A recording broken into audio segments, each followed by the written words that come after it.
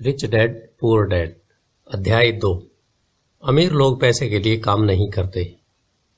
Daddy, क्या आप मुझे बता सकते हैं कि अमीर कैसे बना जाए? यह सुनते ही मेरे डैडी ने अपना शाम का अखबार नीचे रख दिया।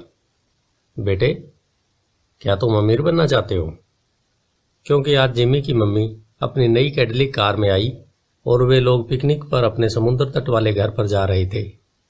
जिमी अपने साथ अपने 3 दोस्तों को ले गया, परंतु माइक और मुझे नहीं ले गया। उसने हमसे यह कहा कि वह हमें इसलिए नहीं ले जाएगा क्योंकि हम लोग गरीब बच्चे थे। उसने ऐसा कहा?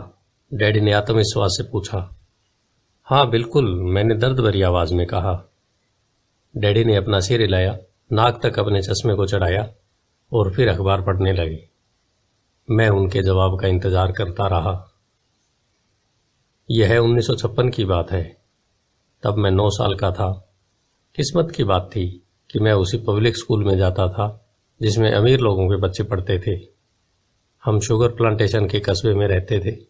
प्लांटेशन के मैनेजर और कस्बे के बाकी लोग जैसे डॉक्टर, बिजनेसमैन और बैंकर अपने बच्चों को पहली कक्षा से 6ठी कक्षा तक इसी स्कूल में भेजते थे।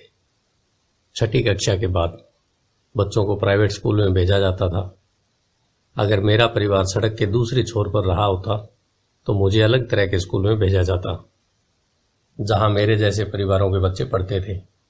6ठी कक्षा के बाद इन बच्चों की तरह मैंने भी पब्लिक इंटरमीडिएट और हाई स्कूल किया होता, क्योंकि उनकी ही तरह मेरे लिए भी प्राइवेट स्कूल में जाना संभव नहीं था। मेरे डैडी ने आखिर अखबार को नीचे रख दिया। मुझे पता था वे क्या सोच रहे थे। उन्होंने धीमे से शुरू किया। अगर तुम अमीर बनना चाहते हो तो तुम्हें पैसा बनाना सीखना चाहिए। मैंने पूछा, मैं पैसे बनाना किस तरह सीख सकता हूं? अपने दिमाग के इस्तेमाल से, उन्होंने मुस्कुराते हुए कहा। इसका असली मतलब यह था, बस मैं तुम्हें इतना ही बता सकता हूं, या मैं इसका जवाब नहीं जानता, इसलिए मुझे तंग मत करो। अगली सुबह मैंने अपने सबसे अच्छे दोस्त माइक को अपने डैडी की बातें बताई। जहां तक मुझे याद है, उस स्कूल में मैं और माइक ही 2 गरीब बच्चे थे। माइक भी मेरी तरह था, क्योंकि वह भी किस्मत की वजह से इस स्कूल में था। ऐसा लगता था जैसे किसी ने कस्बे के स्कूलों की सरहदें तय कर दी थी और इसी कारण हम लोग अमीर बच्चों के स्कूलों में पढ़ रहे थे। सच कहा जाए तो हम लोग गरीब नहीं थे, परंतु ऐसा हमें लगता था, क्योंकि बाकी सभी बच्चों के पास नए बेसबॉल ग्लव्स, नई साइकिलें और हर चीज नई होती थी। मम्मी और डैडी हमें भी सभी जरूरतों की चीजें दिलवाते थे, जैसे खाना, घर, कपड़े, परंतु इससे ज्यादा कुछ नहीं। मेरे डैडी कहा करते थे, अगर तुम्हें कोई चीज चाहिए तो उसके लिए काम करो। हमें बहुत सी चीजें चाहिए थी, परंतु 9 साल के बच्चे के करने के लिए ज्यादा काम मौजूद नहीं थे। माइक ने पूछा, तो पैसा बनाने के लिए हमें क्या करना चाहिए? मैं नहीं जानता, मैंने कहा, परंतु क्या तुम इस काम में मेरे पार्टनर बनना चाहोगे? वह राजी हो गया और उस शनिवार की सुबह माइक मेरा पहला बिजनेस पार्टनर बन गया। हम दोनों पूरी सुबह यही सोचते रहे कि पैसा किस तरह कमाया जाए। कभी कभार हम उन बेफिक्र बच्चों के बारे में बातें करते जो जिमी के समुद्र तट वाले घर पर मजे कर रहे होंगे। इससे थोड़ी चोट पहुंचती थी, परंतु यह चोट अच्छी थी, क्योंकि इसने हमें यह सोचने के लिए प्रेरित किया कि पैसा कैसे कमाया जाए। आखिरकार उस दोपहर को हमारे दिमाग में बिजली कौंध गई। यह एक ऐसा विचार था जो माइक ने किसी विज्ञान की किताब में पढ़ा था। रोमांचित होकर हमने हाथ मिलाए और पार्टनरशिप के पास अब एक बिजनेस था। अगले कुछ हफ्तों तक मैं और माइक दौड़ भाग करते रहे। हर दरवाजे पर दस्तक देते थे और पड़ोसियों से कहते थे कि वे अपने इस्तेमाल किए हुए टूथपेस्ट ट्यूब हमारे लिए रख लें। हैरत से हमें देखते हुए ज्यादातर लोगों ने मुस्कुराकर हमारी बात मान ली। कुछ ने हमसे पूछा कि टूथपेस्ट ट्यूब हमें क्यों चाहिए। इसके जवाब में हमने कहा, हम आपको यह नहीं बता सकते, यह एक बिजनेस सीक्रेट है। सप्ताह गुजरते गए और मेरी माँ बहुत दुखी हो गई। अपने कच्चे माल को इकट्ठा करने के लिए हमने जो जगह चुनी थी वह उनकी वॉशिंग मशीन के ठीक पास थी। एक भूरे कार्डबोर्ड के बक्से में, जिसमें कभी केचप की बोतलें रखी रहती थी, हमारे इस्तेमाल किए हुए टूथपेस्ट के ट्यूब्स की संख्या बढ़ने लगी। आखिर एक दिन माँ के सब्र का बांध टूट गया। पड़ोसियों के मुड़े तिड़े और इस्तेमाल किए हुए टूथपेस्ट ट्यूब्स को देखते देखते वे उब गई थी। उन्होंने पूछा, तुम लोग कर क्या रहे हो? और मैं यह नहीं सुनना चाहती कि यह एक बिजनेस सिगरेट है। इस कचरे को साफ कर दो या मैं इसे बाहर उठाकर फेंक दूंगी। माइक और मैंने उनके हाथ पैर जोड़े, उन्हें यह बताया कि जल्दी हमारा कच्चा माल पर्याप्त जमा हो जाएगा और फिर हम उत्पादन शुरू कर देंगे। हमने उन्हें बताया कि हम कुछ पड़ोसियों का इंतजार कर रहे थे ताकि वे अपने टूथपेस्ट के ट्यूब्स खत्म कर लें। माँ ने हमें 1 हफ्ते की मोहलत दे दी। उत्पादन शुरू होने की तारीख नज़दीक आ गई थी। दबाव बढ़ गया था। हमारे वेयर हाउस के मालिक यानी मेरी माँ ने हमारी पहली पार्टनरशिप कंपनी को जगह खाली करने का नोटिस थमा दिया था। अब माइक का काम यह था कि वह पड़ोसियों को अपने टूथपेस्ट जल्दी खत्म करने के लिए कहे और साथ में यह भी जोड़ दे, दांत के डॉक्टरों का कहना है कि दिन में कई बार ब्रश करना चाहिए। मैं उत्पादन की प्रक्रिया को ठीक ठाक करने में जुट गया। एक दिन मेरे डैडी अपने एक दोस्त के साथ कार में बैठकर पोर्च में आई और उनके आश्चर्य का ठिकाना नहीं रहा जब उन्होंने वहां 9 साल के 2 बच्चों को उत्पादन की प्रक्रिया में पूरी गति से जुटे देखा। हर तरफ बारीक सफेद पाउडर बिखरा हुआ था। एक लंबी मेज पर स्कूल से लाए गए दूध के छोटे कार्टन थे और हमारे परिवार की हिवाची ग्रिल लाल दहकते कोयलों के साथ अधिकतम गर्मी पर चल रही थी। डैडी सावधानी से चलकर हमारे करीब आए। चूंकि हमारी उत्पादन की प्रक्रिया ने पोर्च पर कब्जा कर लिया था, इसलिए उन्हें कार बाहर ही खड़ी करनी पड़ी। जब वे और उनके दोस्त पास आए तो उन्होंने कोयलों के ऊपर रखा एक स्टील का बर्तन देखा जिसमें टूथपेस्ट के ट्यूब पिघल रहे थे। उन दिनों टूथपेस्ट प्लास्टिक के ट्यूब्स में नहीं आते थे। ट्यूब शीशे के बने होते थे। एक बार पेंट जल जाए तब हम ट्यूब्स को स्टील के बर्तन में डाल देते थे ताकि वे पिघलकर द्रव्य के रूप में आ सके। इस पिघले हुए शीशे को हम छोटे छेद वाले दूध के कार्टनों में डाल रहे थे। दूध के इन कार्टनरों में प्लास्टिक का पेरिस भरा था। हर तरफ फैला सफेद पाउडर प्लास्टिक ही था जिसमें हमने पानी मिलाया था। जल्दबाजी में मैंने उसके बैग को गिरा दिया था और पूरी जमीन ऐसे लग रही थी जैसे वहां अभी अभी बर्फ का तूफान आया हो। दूध के कार्टन भारी बक्से थे जिनके भीतर प्लास्टर ऑफ पेरिस के सांचे थे। मेरे डैडी और उनके दोस्त हमें देखते रहे और हम पिघले हुए शीशे के प्लास्टर ऑफ पेरिस के क्यूब के ऊपर से छोटे छेद में डालते रहे। संभल कर, मेरे डैडी ने कहा। मैंने बिना सिर ऊपर उठाई हामी भर दी। आखिरकार जब शीशे को डालने का काम खत्म हो गया तो मैंने स्टील के बर्तन को नीचे रख दिया और फिर अपने डैडी की तरफ देखकर मुस्कुराया। उन्होंने हल्की मुस्कान के साथ पूछा, तुम लोग क्या कर रहे हो? हम वही कर रहे हैं जो आपने बताया था। हम अमीर बनने जा रहे हैं, मैंने कहा। हाँ, माइक ने सिर को हिलाते हुए और मुस्कुराते हुए कहा। हम दोनों पार्टनर हैं। डैडी ने पूछा, और इन प्लास्टर के सांचों में क्या है? देखिए, मैंने कहा, इनमें एक बहुत अच्छी चीज है। छोटे हथौड़े से मैंने सील को ठोका जिससे बाहरी खोल टूट गया। सावधानी से मैंने ऊपर के आधे प्लास्टर को हटाया और जस्ते का एक सिक्का बाहर गिर गया। हे भगवान, मेरे डैडी ने कहा। तो तुम लोग जस्ते के सिक्के डाल रहे थे? बिल्कुल सही, माइक ने कहा। हम वही कर रहे थे जैसा आपने हमसे कहा था। हम पैसा बना रहे थे। मेरे डैडी के दोस्त जोर से हंसने लगे। मेरे डैडी भी मुस्कुराए और उन्होंने अपना सिर हिलाया। उनके सामने आग और टूथपेस्ट की ट्यूब्स के बक्से के साथ सफेद धूल में लिपटे हुए 2 बच्चे खड़े थे जो इस कान से उस कान तक मुस्कुरा रहे थे। उन्होंने हमसे कहा कि हम सब कुछ छोड़कर उनके साथ चले और घर के सामने वाली सीढ़ी पर बैठें। मुस्कुराते हुए उन्होंने हमें जालसाजी शब्द का मतलब समझाया। हमारे सपने धराशायी हो गए थे।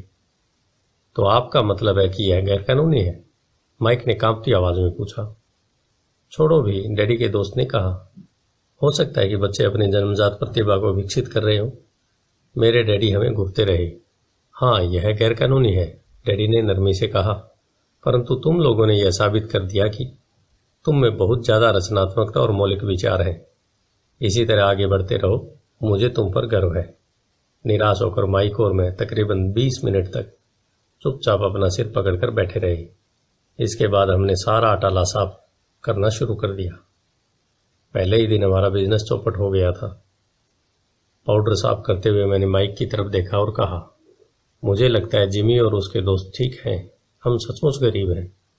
जब मैंने यह कहा तब डैडी बस जाने ही वाले थे। बच्चों, उन्होंने कहा, तुम गरीब तभी कहलाओगे जब तुम लोग हार मान लोगे। सबसे महत्वपूर्ण चीज यह है कि तुमने कुछ किया। ज्यादातर लोग केवल अमीर बनने के बारे में बातें करते रहते हैं और उसके सपने देखते रहते हैं। तुमने कुछ किया है। मुझे तुम दोनों पर गर्व है। मैं एक बार फिर से यही कहूंगा, आगे बढ़े चलो, हार मत मानो। माइक और मैं खामोश खड़े रहे।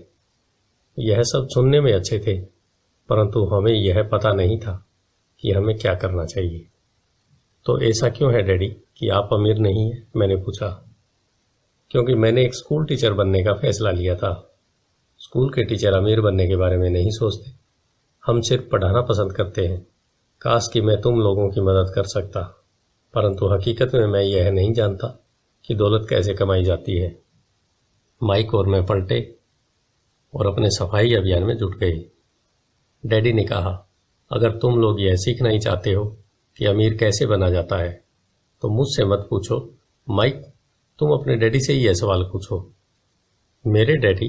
माइक ने हैरानी से कहा। हाँ, तुम्हारे डैडी। मेरे डैडी ने मुस्कुराकर दोहराया। तुम्हारे डैडी और मेरा बैंकर एक ही है और वह तुम्हारे डैडी की बहुत तारीफ करता है। उसने मुझे कई बार यह बताया है कि पैसा बनाने में तुम्हारे डैडी का कोई जवाब नहीं है।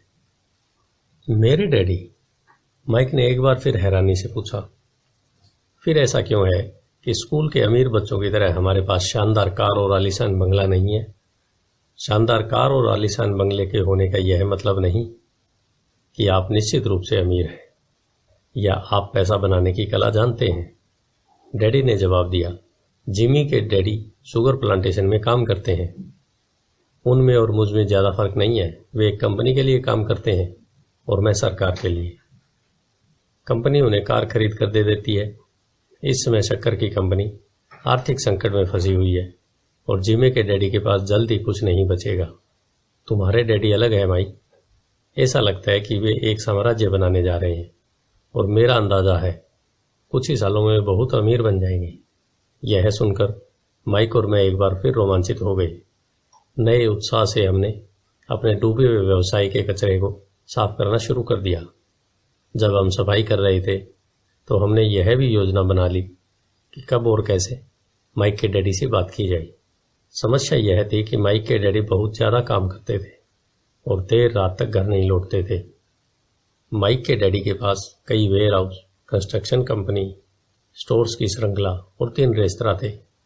रेस्तराओं के कारण ही उन्हें घर लौटने में देरी हो जाती थी। सफाई खत्म करने के बाद माइक बस पकड़कर अपने घर चला गया। वह अपने डैडी से बात करने वाला था, चाहे वे कितनी देर से घर लौटें, और उनसे पूछने वाला था कि क्या वे हमें अमीर बनने की तरकीब सिखाने के लिए तैयार हैं।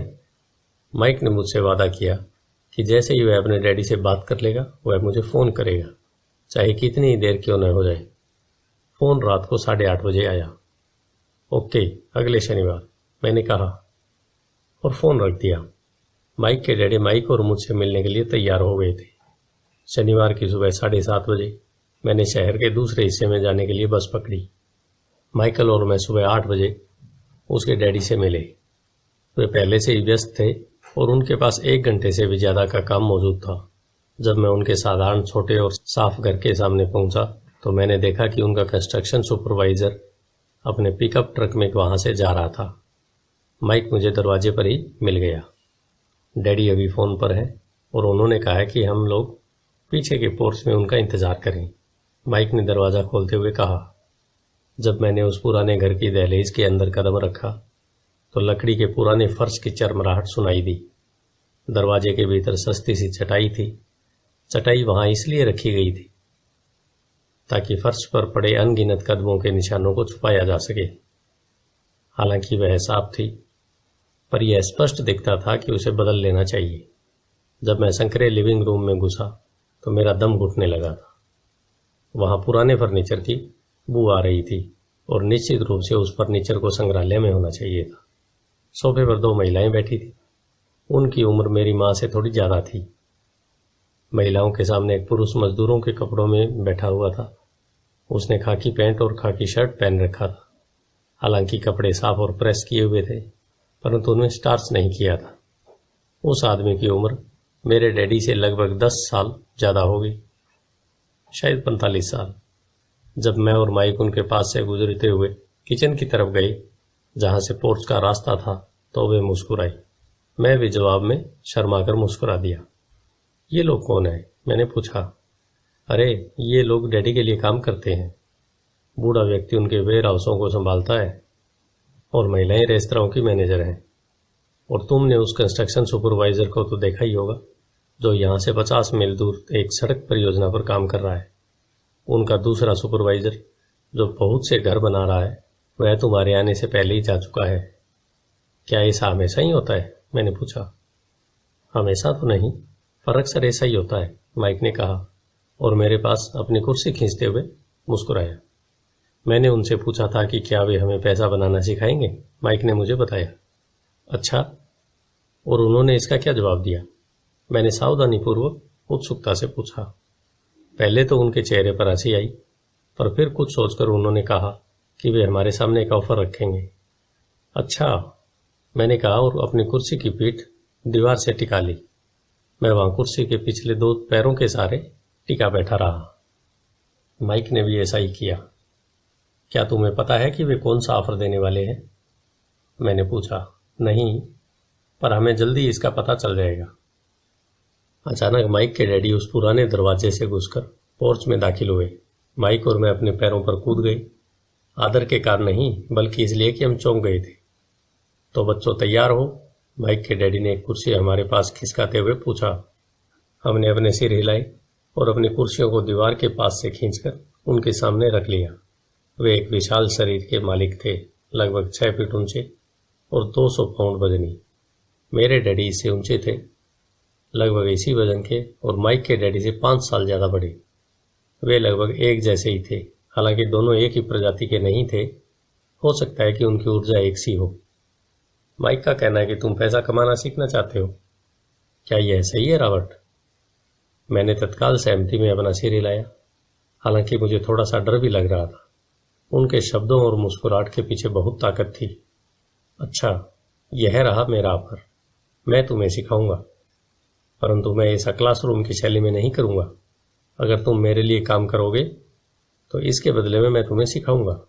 अगर तुम मेरे लिए काम नहीं करोगे तो मैं तुम्हें नहीं सिखाऊंगा। अगर तुम काम करते हो तो मैं तुम्हें ज्यादा तेजी से सिखा सकता हूं, और अगर तुम सिर्फ बैठकर मेरी बातें सुनते हो, जैसा कि तुम लोग स्कूल में करते हो, तो इससे मेरा समय बर्बाद होगा। यह मेरा ऑफर है। इसे या तो मान लो या फिर वापस लौट जाओ। क्या मैं आपसे पहले एक सवाल कर सकता हूं? मैंने पूछा। नहीं, इसे या तो मान लो या फिर वापस लौट जाओ।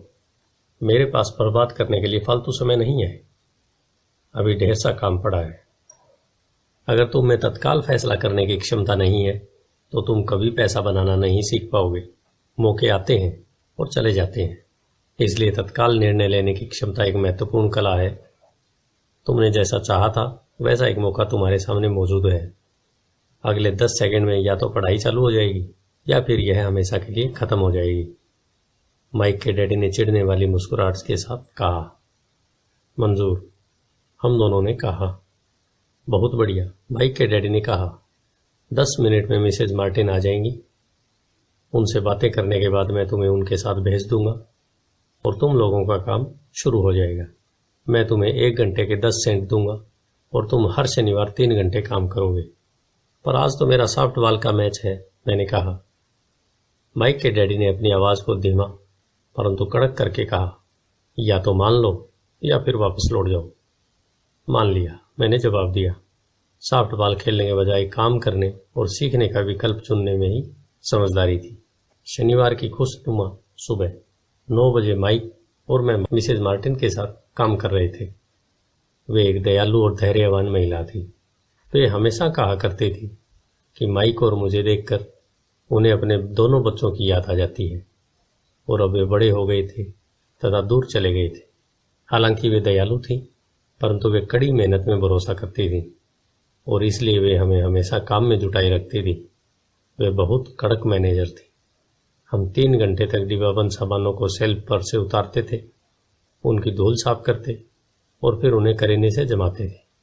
यह बड़ी मेहनत का काम था और बोरियत का भी। माइक के डैडी को मैं अपना आमिर डैडी कहता हूँ। उनके पास इस तरह के 9 सुपरेस्ट थे जहाँ पार्किंग के लिए बहुत सी जगह थी। वे 7-Eleven कन्वीनियंस स्टोर के शुरुआती संस्करण थे।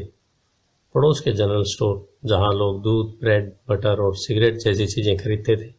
समस्या यह थी कि हवाई में एयर कंडीशनिंग नहीं थी और गर्मी के कारण स्टोर्स अपना दरवाजा बंद नहीं कर सकते थे। स्टोर के दोनों ओर दरवाजों को पूरा खुला रखा जाता था ताकि सड़क और पार्किंग की जगह सामने दिखती रहे। जब भी कोई कार पार्किंग में आती तो उसके साथ धूल का गुब्बार भी आता था जो स्टोर में घुसकर डिब्बों पर जम जाता था। इसलिए हम लोगों की नौकरी तभी तक चलती जब तक कि एयर कंडीशनिंग नहीं हो जाती। 3 हफ्तों तक माइक और मैं मिसेज मार्टिन के साथ जाकर 3 घंटे तक काम करते रहे। दोपहर तक हमारा काम खत्म हो जाता था और वे हम में से हर एक के हाथ में 3 छोटे सिक्के डाल देती थी। उस समय 50 के दशक में 9 साल की उम्र में भी 30 सेंट कमाने में कोई खास खुशी नहीं होती थी। तब कॉमिक्स की कीमत 10 सेंट हुआ करती थी, इसलिए मैं अपनी कमाई को कॉमिक्स पर खर्च कर देता था और घर लौट जाता था। चौथे हफ्ते के बुधवार तक मैंने काम छोड़ने का मन बना लिया था। मैं सिर्फ इसलिए काम करने के लिए तैयार हुआ था क्योंकि मैं माइक के डैडी से पैसा कमाना सीखना चाहता था। चौथे हफ्ते के बुधवार तक मैंने काम छोड़ने का मन बना लिया था। मैं सिर्फ इसलिए काम करने के लिए तैयार हुआ क्योंकि मैं माइक के डैडी के पास पैसा बनाना सीखना चाहता था। इसलिए मैं 10 सेंट प्रति घंटे की गुलामी कर रहा था। और सबसे बड़ी बात तो यह थी, उस पहले शनिवार के बाद से मैंने माइक के डैडी को देखा तक नहीं। मैं काम छोड़ रहा हूँ, मैंने लंच के समय माइक से कहा। स्कूल लंच बड़ा निराशाजनक था। स्कूल भी उबाऊ था और अब तो मेरे पास शनिवार भी नहीं थे, इसलिए मैं इंतजार कर सकूं। परंतु 30 सेंट के कारण मुझे बहुत धक्का लगा है। इस बार माइक मुस्कुराया। तुम किस बात पर हंस रहे हो? मैंने गुस्से और कुंठा से पूछा। डैडी ने कहा था कि ऐसा ही होगा। उन्होंने कहा था कि जब तुम काम छोड़ने का फैसला कर लो तब वे तुमसे मिलना चाहेंगे। क्या? मैंने आवेश में पूछा। क्या वे मेरे उकता जाने का इंतजार कर रहे थे? कुछ माइक ने कहा। मेरे डैडी जरा अलग किस्म के थे। उनका सिखाने का तरीका तुम्हारे डैडी के पढ़ाने के तरीके से बिल्कुल अलग है। तुम्हारे मम्मी डैडी बहुत बातें करते हैं, दूसरी तरफ मेरे डैडी बहुत कम बोलते हैं। तुम सिर्फ इस शनिवार तक इंतजार कर लो, मैं उन्हें बता दूं कि तुमने काम छोड़ने का फैसला कर लिया है। इसका मतलब यह है कि मेरे साथ नाटक खेला गया है। नहीं, ऐसा नहीं हुआ है, पर शायद हो सकता है। डैडी शनिवार को इसे समझाएंगे। मैं उनका सामना करने के लिए तैयार था। यहां तक कि मेरे असली डैडी भी उनसे नाराज थे। मेरे असली डैडी, जिन्हें मैं गरीब डैडी कहता हूं, यह मानते थे कि मेरे अमीर डैडी बाल श्रम कानूनों का उल्लंघन कर रहे थे और इस पूरे मामले की जांच होनी चाहिए। मेरे पढ़े लिखे गरीब डैडी ने मुझसे यह कहा कि मैं अच्छी तनख्वाह मांगूं, कम से कम 25 सेंट प्रति घंटा। मेरे गरीब डैडी ने मुझसे कहा कि अगर मेरी तनख्वाह नहीं बढ़ती तो मुझे तत्काल नौकरी छोड़ देनी चाहिए, और वैसे भी तुम्हें इस घटिया काम की जरूरत नहीं है, मेरे गरीब डैडी ने झल्लाकर कहा। शनिवार को सुबह 8 बजे मैं एक बार फिर माइक के घर में उसी पुराने दरवाजे के अंदर घुस रहा था। कुर्सी पर बैठो और लाइन में इंतजार करो, माइक के डैडी ने मेरे घुसते ही कहा। फिर वे अंदर जाकर अपने छोटे से ऑफिस में बैठ गए जो बेडरूम के पास था। मैंने कमरे के चारों तरफ देखा, परंतु मुझे माइक नहीं दिखा। अजीब सा महसूस करते हुए मैं उन्हीं दोनों महिलाओं के बगल में बैठ गया जो मुझे 4 हफ्ते पहले वहीं पर मिली थी। वे मुस्कुराई और सोफे पर थोड़ी सी खिसक गई ताकि मैं भी बैठ सकूं। 45 मिनट गुजर गए थे और मैं उबल रहा था। दोनों महिलाएं उनसे मिलकर तकरीबन 30 मिनट पहले वहां से जा चुकी थी। एक बूढ़ा सा आदमी वहां 20 मिनट तक बैठा और फिर वह भी निकलकर चला गया। घर खाली था और हवाई में खुशनुमा सुबह को मैं सीलन भरे अंधेरे लिविंग रूम में बैठा हुआ था और इस बात का इंतजार कर रहा था कि एक लालची और बच्चों का शोषण करने वाला आदमी मुझसे बातें करे। मैं सुन सकता था कि वे फोन पर बातें कर रहे थे, ऑफिस में इधर उधर के काम कर रहे थे और मुझे नज़रअंदाज कर रहे थे। मेरी इच्छा तो हो रही थी कि मैं उस घमंडी आदमी से बिना मिले ही घर लौट जाऊं, पर किसी वजह से रुक गया। आखिर 15 मिनट बाद ठीक 9 बजे अमीर डैडी अपने ऑफिस से बाहर निकले। बिना कुछ कहे उन्होंने हाथ से मुझे इशारा किया कि मैं उनके दड़बे नुमा ऑफिस में आ जाऊं। अमीर डैडी ने ऑफिस की कुर्सी में बैठते हुए कहा, या तो तुम्हारी तनख्वाह बढ़ाई जाए या तुम काम छोड़ रहे हो, है ना? हाँ, समझौते के मुताबिक आप अपनी शर्त पूरी नहीं कर रहे हैं, मैंने लगभग आंसुओं से भीगे स्वर में कहा। 9 साल के बच्चे के लिए एक वयस्क का सामना करना बहुत ज्यादा डरावना था। आपने कहा था कि अगर मैं आपके लिए काम करूंगा तो आप मुझे पैसा कमाना सिखाएंगे। अपनी तरफ से मैंने आपके लिए काम किया है, मैंने कड़ी मेहनत की है। इस काम के लिए मैंने अपने बेसबॉल गेम की भी कुर्बानी दी है और अब आप अपने वादे से मुकर रहे हैं। आपने मुझे कुछ भी नहीं सिखाया। आप धोखेबाज हैं, जैसा शहर के सभी लोग कहते हैं। आप लालची हैं, आप केवल पैसा कमाना चाहते हैं और अपने कर्मचारियों का बिल्कुल ध्यान नहीं रखते। आपने मुझे इतनी देर तक बाहर बिठाए रखा और मेरी जरा भी इज्जत नहीं की। मैं एक छोटा सा बच्चा हूं और आपको मेरे साथ इससे बेहतर बर्ताव करना चाहिए था। अमीर डैडी अपनी कुर्सी में पीछे झुक गई। अपने हाथों को ठुड्डी तक लाकर उन्होंने मुझे घूरा। ऐसा लग रहा था जैसे वे मेरा विश्लेषण कर रहे हों। बुरा नहीं है, उन्होंने कहा। 1 महीने से भी कम समय में तुम वही भाषा बोल रहे हो जो मेरे ज्यादातर कर्मचारी बोलते हैं। क्या? मैंने पूछा। मैं समझ नहीं पा रहा था कि वे क्या कह रहे थे और इसलिए मैंने अपना दुखड़ा रोना चालू रखा। मुझे लगता था कि आप अपने वादे पर कायम रहेंगे और मुझे कुछ सिखाएंगे। इसके बजाय आप तो मुझ पर अत्याचार करना चाहते हैं। यह तो जुल्म है, सरासर जुल्म। मैं तुम्हें सिखा तो रहा हूं, डैडी ने धीमे सी आवाज में कहा। आपने मुझे क्या सिखाया? कुछ भी नहीं, मैंने गुस्से में कहा। एक बार मैं चंद सिक्कों में काम करने के लिए तैयार हो गया, उसके बाद तो आपने मुझसे बात तक नहीं की। 10 सेंट प्रति घंटे। मैं आपकी शिकायत सरकार से करूंगा। हमारे देश में भी बाल श्रम कानून है। आप तो जानते ही हैं कि मेरे डैडी सरकार के लिए काम करते हैं। शाबाश, अमीर डैडी ने कहा।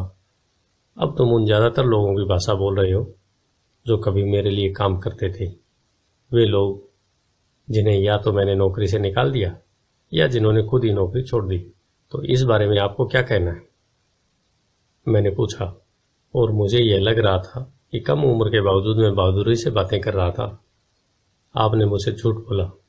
मैंने आपके लिए काम किया और आपने वादा पूरा नहीं किया।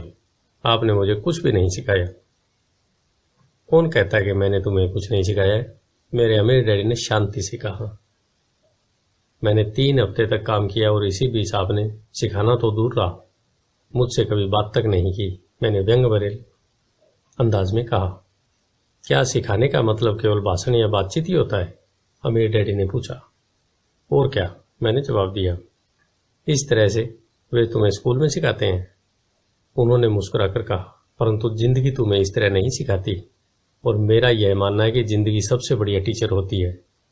ज्यादातर वक्त जिंदगी आपसे बातें नहीं करती, यह एक तरह से आपको धक्का देती है। हर धक्के के जरिए जिंदगी आपसे कहती है, जाग जाओ, मैं तुम्हें कुछ सिखाना चाहती हूँ। यह आदमी किसी बेसिर पैर की बातें कर रहा था। मैंने अपने आप से पूछा, जिंदगी अगर मुझे धक्का देती है तो इसका मतलब है कि जिंदगी मुझसे बातें करती है। अब मैं जान चुका था कि मुझे यह काम तत्काल छोड़ देना चाहिए। मैं किसी ऐसे आदमी से बातें कर रहा था जो पागल था और जिसे ताले में बंद रखने की जरूरत थी। अगर तुम जिंदगी के सबक सीखते हो तो इससे तुम्हें बहुत फायदा होगा। अगर तुम ऐसा नहीं करते हो तो जिंदगी तुम्हें लगातार धक्के देती रहेगी। लोग 2 चीजें करते हैं।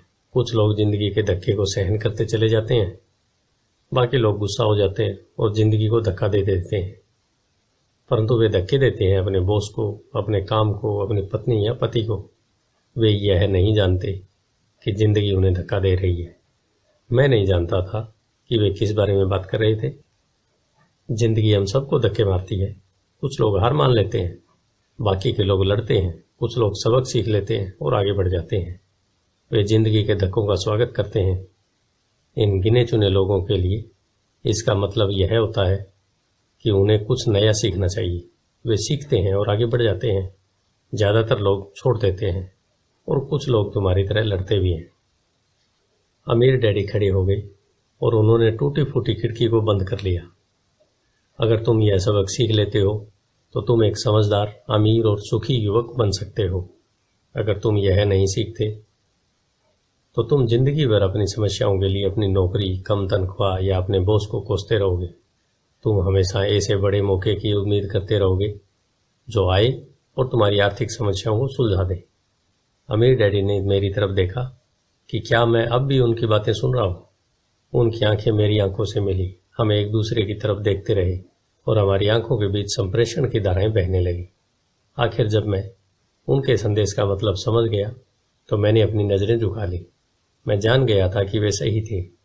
मैं उन्हें दोषी ठहरा रहा था, जबकि सीखने की जिद मेरी ही थी। मैं फालतू में ही लड़ रहा था। अमीर डैडी ने कहा, अगर आप इस तरह के आदमी हैं जिसमें हिम्मत नहीं है तो आप जिंदगी के हर थपेड़े के सामने हार मान जाते हैं। अगर आप इस किस्म के आदमी हैं तो आप जिंदगी भर सुरक्षित खेल खेलते रहेंगे, सही चीजें करते रहेंगे और किसी ऐसे वक्त का इंतजार करते रहेंगे जो आने वाला नहीं है, और फिर आप एक बोरिंग बुड्ढे की तरह मर जाएंगे। आपके बहुत से दोस्त होंगे जो आपकी सिर्फ इसलिए तारीफ करेंगे क्योंकि आप एक मेहनती और भले आदमी थे। आपने अपनी जिंदगी सुरक्षित खेल खेलने और सही चीजें करने में गुजार दी। परंतु सच बात तो यह है कि आपने जिंदगी के थपेड़ों के सामने घुटने टेक दी। आप खतरा मोल लेने की कल्पना तक से डरते थे। हकीकत में तो आप जीतना चाहते थे, परंतु आपके लिए हारने का डर जीतने के रोमांच से ज्यादा ताकतवर साबित हुआ। अंदर से आप और केवल आप जान पाएंगे कि आपने कभी जीतने की कोशिश नहीं की। आपने सुरक्षित खेल खेलने के विकल्प चुना। हमारी नजरें एक बार फिर मिली। 10 सेकंड तक हम एक दूसरे की तरफ देखते रहे और एक बार फिर मैंने तभी नजरें हटाई जब मैं उनकी बात समझ गया। आप मुझे धक्का दे रहे थे? मैंने पूछा। कुछ लोग ऐसा कह सकते हैं, अमीर डैडी मुस्कुराए। मैं तो यही कहूंगा कि मैं तुम्हें जिंदगी का स्वाद चखा रहा था।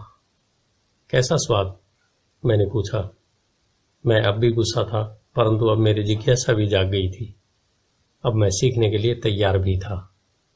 तुम दोनों ऐसे पहले लोग हो जिन्होंने मुझसे पैसा बनाने की कला सीखने का आग्रह किया। मेरे पास 150 से भी ज्यादा कर्मचारी हैं, पर उनमें से एक ने भी मुझसे पैसा कमाने की कला सीखने के बारे में नहीं पूछा। वे मुझसे नौकरी मांगते हैं, तनख्वाह मांगते हैं, परंतु पैसा बनाने की कला नहीं सीखना चाहते। तो ज्यादातर लोग इस तरह अपनी जिंदगी के पैसे के लिए काम करने के लिए बर्बाद कर देते हैं और आखिर तक यह कभी समझ नहीं पाएंगे कि दरअसल वे किसके लिए काम कर रहे हैं। मैं पूरा ध्यान लगाकर उनकी बात सुनता रहा।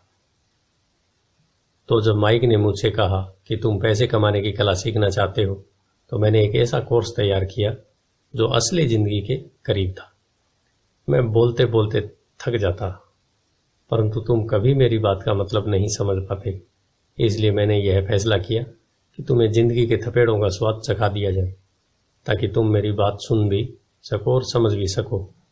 इसी कारण मैंने तुम्हें 1 घंटे के 10 सेंट दिए। तो 10 सेंट प्रति घंटे काम करने के बाद मैंने क्या सबक सीखा है? यही कि आप घटिया हैं और अपने कर्मचारियों का शोषण करते हैं। अमीर डैडी अपनी कुर्सी पर पीछे की तरफ झुकते हुए जोर से हंसने लगे। जब उनकी हंसी बंद हुई तो उन्होंने कहा, अच्छा होगा अगर तुम अपना सोचने का नजरिया बदल लो। मुझे समस्या मत बनाओ, मुझे दोष देना छोड़ दो। अगर तुम सोचते हो कि तुम्हारी समस्या मैं हूं तो तुम्हें मुझे बदलना चाहिए। इसके बजाय अगर तुम्हें यह लगता है कि तुम्हारी समस्या तुम खुद हो तो तुम खुद को बदल सकते हो, सीख सकते हो और ज्यादा समझदार बन सकते हो। ज्यादातर लोग चाहते हैं कि दुनिया का हर आदमी बदल जाए, बस हम खुद ही नहीं बदले। मैं तुम्हें यह बता दूं कि किसी दूसरे को बदलने से ज्यादा आसान है यह कि खुद को बदला जाए। मैं आपकी बात ठीक से समझ नहीं पाया। मैंने कहा, अपनी समस्याओं के लिए मुझे दोष देना छोड़ दो। अमीर डैडी ने अधीरता से कहा, पर आपने मुझे सिर्फ 10 सेंट का ही वेतन दिया। तो तुमने क्या सीखा? अमीर डैडी ने मुस्कुरा कर पूछा। यही कि आप घटिया हैं, मैंने शरारत भरी मुस्कान के साथ कहा। अच्छा, तो तुम यह सोचते हो कि समस्या मैं हूं? अमीर डैडी ने कहा। वो तो आप हैं ही। खैर, इसी तरीके से सोचते रहो और तुम जिंदगी भर कुछ नहीं कर पाओगे। अगर तुम्हारा नजरिया यही है कि समस्या मैं हूं, तो तुम्हारे पास क्या विकल्प रह जाते हैं? अगर आप मेरी तनख्वाह नहीं बढ़ाते या मुझे ज़्यादा इज्जत नहीं देते, तो मैं काम छोड़कर चला जाऊंगा। ठीक है, अमीर डैडी ने कहा, और ज़्यादातर लोग यही करते हैं। वे काम छोड़कर चले जाते हैं और दूसरी नौकरी की तलाश करते हैं, जहां उन्हें बेहतर मौके और ज़्यादा अच्छी तनख्वाह मिलती है। तुम्हें यह गलतफहमी होती है, नई नौकरी या ज़्यादा तनख्वाह से समस्या सुलझ सकती है। ज़्यादातर मामलों में ऐसा नहीं होता। तो समस्या किस तरह सुलझ सकती है? मैंने पूछा, 10 सेंट प्रति घंटे के हिसाब से तनख्वाह लेकर मुस्कुराते हुए। अमीर डैडी मुस्कुराए। यही बाकी लोग करते हैं। वे यह जानते हुए कि कम तनख्वाह में काम करते हैं, क्योंकि नौकरी छूट जाने पर उनका और उनके परिवार का पेट कैसे भरेगा, इसलिए मन महसूस कर वे नौकरी करते हैं और यह सोचकर तनख्वाह बढ़ने का इंतजार करते हैं कि ज़्यादा पैसा आने से समस्या सुलझ जाएगी। ज़्यादातर लोग ऐसा ही सोचते हैं और कड़ी मेहनत करते हुए दूसरी नौकरी भी कर लेते हैं, परंतु उसमें भी उन्हें तनख्वाह कम ही मिलती है। मैं फर्श को घूरता रहा। अब मैं अमीर डैडी के सबक को समझने लगा था। मुझे यह एहसास हो गया था कि यह जिंदगी का स्वाद है। आखिरकार मैंने ऊपर की ओर देखा और अपना सवाल दोहराया, तो फिर यह समस्या किस तरह सुलझेगी? इस सवाल के जवाब में अमीर डैडी ने मुझे वह बेशकीमती नजरिया दिया जो उन्हें अपने कर्मचारियों और मेरे गरीब डैडी से अलग करता था, और जिसकी बदौलत वे हवाई के सबसे अमीर आदमी बनने जा रहे थे, जबकि मेरे पढ़े लिखे गरीब डैडी जिंदगी भर पैसे की तंगी से जूझने वाले थे। यह एक अद्भुत नजरिया था जिसने मेरी जिंदगी का नक्शा ही बदल दिया। अमीर डैडी ने बार बार मुझे यह नजरिया याद दिलाया, जिसे मैं पहला सबक कहूंगा। गरीब और मध्यम वर्गीय लोग पैसे के लिए काम करते हैं, अमीरों के लिए पैसा काम करता है। मेरे गरीब डैडी ने जो मुझे शिक्षा दी थी, शनिवार की उस खुशनुमा सुबह मैं उससे बिल्कुल अलग नजरिया सीख रहा था। 9 साल की उम्र में मैं यह समझ गया था कि दोनों ही डैडी चाहते थे कि मैं सीखूं। दोनों ही डैडी मुझे पढ़ने के लिए प्रेरित करते थे। फर्क सिर्फ इतना था कि दोनों के सुझाए विषय अलग अलग थे। मेरे पढ़े लिखे डैडी चाहते थे कि मैं वही करूं जो उन्होंने किया था। बेटे, मैं चाहता हूं कि तुम मेहनत से पढ़ो, अच्छे नंबर लाओ, ताकि तुम्हें किसी बड़ी कंपनी में सुरक्षित नौकरी मिल सके, और यह अच्छी तरह से देख लो, उसमें बहुत से दूसरे लाभ हों। मेरे अमीर डैडी चाहते थे कि मैं सीखूं कि पैसा कैसे काम करता है, ताकि मैं इससे अपने लिए काम करवा सकूं। यह सबक मुझे जीवन भर उनके मार्गदर्शन में सीखना था, न कि किसी क्लासरूम में। मेरे अमीर डैडी ने मेरा पहला सबक जारी रखा। मैं खुश हूं कि तुम 10 सेंट प्रति घंटे के हिसाब से काम करने पर गुस्सा हो गए। अगर तुम गुस्सा नहीं होते और तुम ऐसा खुशी खुशी करते रहते, तो मैं तुम्हें साफ कह देता कि मैं तुम्हें नहीं सिखा सकता। यह जान लो कि सच्ची शिक्षा में ऊर्जा, प्रबल भावना और जबरदस्त इच्छा की जरूरत होती है। गुस्सा उस फार्मूले का एक बहुत बड़ा हिस्सा है, क्योंकि प्रबल भावना में गुस्सा और प्रेम का समन्वय होता है। जब पैसे की बात आती है तो ज्यादातर लोग सुरक्षित रास्ता खोजते हैं, इसलिए प्रबल भावना उन्हें राह नहीं दिखा पाती। उन्हें राह दिखाता है उनका डर। तो क्या इसलिए वे कम तनख्वाह पर काम करने के लिए राजी हो जाते हैं? मैंने पूछा। हाँ, अमीर डैडी ने कहा। कुछ लोग कहते हैं कि मैं लोगों का शोषण करता हूं, क्योंकि मैं उन्हें उतनी तनख्वाह नहीं देता जितनी उन्हें शुगर प्लांटेशन या सरकार की तरफ से मिलती है। मैं यही कहना चाहता हूं कि लोग खुद अपना शोषण करते हैं, डरते हैं वे, मैं नहीं। पर क्या आपको नहीं लगता कि आपको उन्हें ज्यादा तनख्वाह देनी चाहिए? मैंने पूछा। मुझे ज्यादा देने की जरूरत नहीं है, और इसके अलावा ज्यादा पैसा मिलने से उनकी समस्या नहीं सुलझेगी। अपने डैडी को ही देख लो, वे बहुत सा पैसा कमाते हैं और फिर भी वे अपने बिलों का भुगतान नहीं कर पाते। दुनिया में ऐसे बहुत से लोग हैं जिन्हें अगर ज्यादा पैसा मिल जाए तो वे ज्यादा कर्ज में डूब जाएंगे। तो इसी कारण आपने मुझे 10 सेंट प्रति घंटे की तनख्वाह दी? मैंने मुस्कुराते हुए कहा। यह सबक का हिस्सा था। बिल्कुल सही, अमीर डैडी ने मुस्कुराकर कहा। देखो, तुम्हारे डैडी स्कूल गए और उन्होंने बहुत बढ़िया शिक्षा इसलिए हासिल की ताकि उन्हें अच्छी तनख्वाह वाली नौकरी मिल सके, जो उन्हें मिल गई। परंतु उनके पास आज भी पैसे की तंगी है। ऐसा इसलिए है क्योंकि उन्होंने स्कूल में पैसे के बारे में कुछ नहीं सीखा। और सबसे बड़ी बात यह है, और वे पैसे के लिए काम करने में भरोसा करते हैं। और आप नहीं करते? मैंने पूछा। नहीं, सच पूछा जाए तो नहीं, अमीर डैडी ने कहा। अगर तुम पैसे के लिए काम करना सीखना चाहते हो तो स्कूल में ही रहो। यह सीखने के लिए उससे बढ़िया जगह और कोई नहीं है। परंतु अगर तुम यह सीखना चाहते हो कि पैसा तुम्हारे लिए किस तरह काम करे, तो यह मैं तुम्हें सिखा सकता हूँ, परंतु तभी जब तुम सीखना चाहो। क्या हर कोई यह नहीं सीखना चाहता? मैंने पूछा। नहीं, अमीर डैडी ने कहा। सिर्फ इसलिए क्योंकि पैसे के लिए काम करना ज्यादा आसान है, खास तौर पर तब जब पैसे के बारे में आपकी मूल भावना डर हो। मैं समझ नहीं पाया, मैंने त्योरियां चढ़ाकर कहा। उसकी चिंता फिलहाल मत करो, अभी इतना ही समझ लो कि डर के कारण ही ज्यादातर लोग अपनी नौकरियां करते हैं। अपने बिलों का भुगतान न कर पाने का डर, नौकरी से निकाल दिया जाएगा इस बात का डर, पर्याप्त पैसा नहीं होने का डर, एक बार फिर से शुरू करने का डर। यह किसी व्यवसाय को सीखने और पैसे के लिए काम करने की कीमत है। ज्यादातर लोग पैसे के गुलाम बन जाते हैं और फिर वे अपने बॉस पर अपनी भड़ास निकालते हैं। तो आपकी नज़र में पैसे से अपने लिए काम करवाना एक बिल्कुल अलग विषय है? मैंने पूछा। बिल्कुल, अमीर डैडी ने जवाब दिया, बिल्कुल। शनिवार की उस खुशनुमा सुबह हवाई में हम लोग चुपचाप बैठे रहे। मेरे दोस्त उस समय लिटिल लीग बेसबॉल गेम शुरू कर ही रहे होंगे, पर किसी वजह से मैं खुश था कि मैंने 10 सेंट प्रति घंटे के हिसाब से काम करने का फैसला किया था। मुझे लगा कि मैं कुछ ऐसा सीखने जा रहा था जो मेरे दोस्त स्कूल में नहीं सीख पाएंगे। सीखने के लिए तैयार हो? अमीर डैडी ने पूछा। बिल्कुल, मैंने दांत निकालकर कहा। मैंने अपना वादा निभाया है, मैंने तुम्हें दूर बैठे बैठे ही सिखाया है। अमीर डैडी ने कहा। 9 साल की उम्र में तुम्हें यह पता चल चुका है कि पैसे के लिए काम करना कैसा होता है। अपने पिछले महीने को 50 सालों से गुणा कर और तुम्हें इस बात का अंदाजा हो जाएगा कि ज्यादातर लोग अपनी जिंदगी किस तरह गुजारते हैं। मैं समझ नहीं पाया, मैंने कहा। जब तुम मुझसे मिलने के लिए लाइन में इंतजार कर रहे थे तो तुम्हें कैसा लग रहा था? एक बार नौकरी के लिए और दूसरी बार तनख्वाह बढ़वाने के लिए। भयानक, मैंने कहा। अगर तुम पैसे के लिए काम करने का विकल्प चुनते हो तो ज्यादातर लोगों के लिए जिंदगी का मतलब यही होता है, अमीर डैडी ने कहा। और तुम्हें तब कैसा लगा था जब मिसेज मार्टिन तुम्हारे हाथ में 3 घंटे के काम के लिए 3 सिक्के थमाए थे? मुझे लगा था कि यह काफी नहीं है, मुझे लग रहा था कि यह कुछ भी नहीं है। मैं निराश हुआ था, मैंने कहा। और यही ज्यादातर कर्मचारियों को लगता है जब वे अपनी तनख्वाह के चेक को देखते हैं, खासकर तब जब उससे टैक्स और बाकी कटौतियां कर ली जाती है। कम से कम तुम्हें पूरी तनख्वाह मिली थी, उन्हें तो पूरी तनख्वाह भी नहीं मिलती। आपका मतलब है ज्यादातर कर्मचारियों को पूरी तनख्वाह नहीं मिलती? मैं हैरान था। नहीं, अमीर डैडी ने कहा। सरकार हमेशा अपना हिस्सा पहले ही ले लेती है। सरकार ऐसा कैसे करती है? मैंने पूछा। टैक्स, अमीर डैडी ने कहा। जब आप कमाते हैं तो आप पर टैक्स लगता है, जब आप खर्च करते हैं तो आप पर टैक्स लगता है, जब आप बचाते हैं तो आप पर टैक्स लगता है, जब आप मर जाते हैं तो भी आप पर टैक्स लगता है।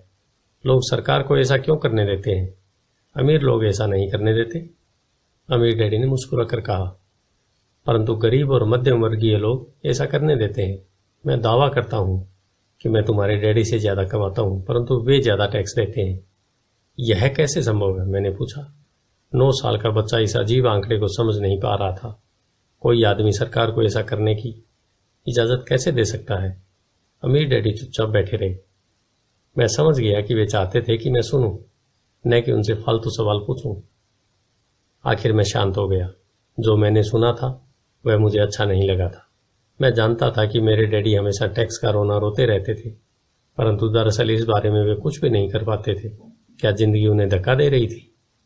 अमीर डैडी मेरी तरफ देखते हुए अपनी कुर्सी में धीमे धीमे और खामोशी से हिलने लगे। सीखने के लिए तैयार हो? उन्होंने पूछा। मैंने अपना सिर धीमे से हिलाया। जैसा मैंने कहा, सीखने के लिए बहुत कुछ है।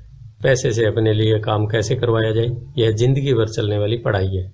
ज्यादातर लोग 4 साल के लिए कॉलेज जाते हैं और उनकी पढ़ाई पूरी हो जाती है। मैं पहले से ही जानता हूं कि मेरी धन संबंधी पढ़ाई जीवन भर चलेगी, और इसकी वजह यह है कि मैं जितना ज़्यादा जान लेता हूं चलता है, उससे भी ज़्यादा जानने की मेरी जिज्ञासा बढ़ती चली जाती है। ज़्यादातर लोग इस विषय को कभी नहीं पढ़ते। वे नौकरी पर जाते हैं, अपनी तनख्वाह लेते हैं, अपनी चेकबुक को बैलेंस करते हैं और बात खत्म हो जाती है। इसके बाद भी उन्हें अचरज होता है कि उनके जीवन में पैसे की समस्याएं क्यों हैं। फिर वे सोचते हैं कि ज़्यादा पैसों से उनकी समस्या हल हो जाएगी। बहुत कम लोगों को यह एहसास होता है कि असली समस्या धन संबंधी शिक्षा या ज्ञान की है। तो मेरे डैडी को टैक्स की समस्या इसलिए है क्योंकि उनमें पैसे की समझ नहीं है। मैंने विचलित होकर पूछा। देखो, अमीर डैडी ने कहा, पैसे के लिए अपने लिए कैसे काम करवाया जाए?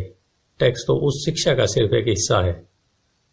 आज जो मैं सिर्फ यह देखना चाहता था कि तुम में अब भी पैसे के बारे में सीखने की प्रबल इच्छा बची है या नहीं।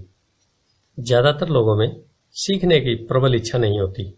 वे स्कूल जाना चाहते हैं, कोई व्यवसाय सीखना चाहते हैं, अपनी नौकरी में मजे करना चाहते हैं और ढेर सारा पैसा कमाना चाहते हैं। एक दिन वे तब जागते हैं जब उनके सामने पैसे की समस्या आ जाती है, और तब वे काम करना बंद नहीं कर सकते। पैसे के लिए काम करने की यही कीमत होती है, और उन्हें यह कीमत चुकाना ही पड़ता है। अगर वे पैसे से अपने लिए काम करवाना सीख लेते तो उनके सामने यह समस्या नहीं आती।